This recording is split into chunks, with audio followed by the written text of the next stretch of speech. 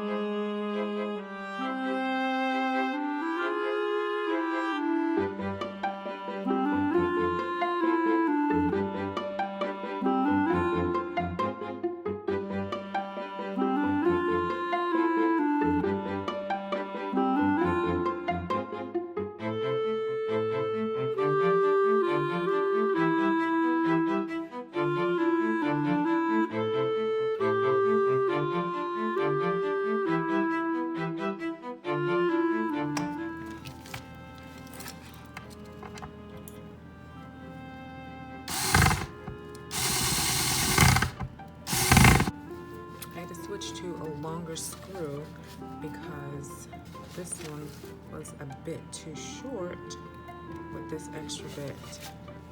This extra bit added here, it was a little too short. So I got a longer screw and I'm gonna add some Gorilla Glue here just as a double safety.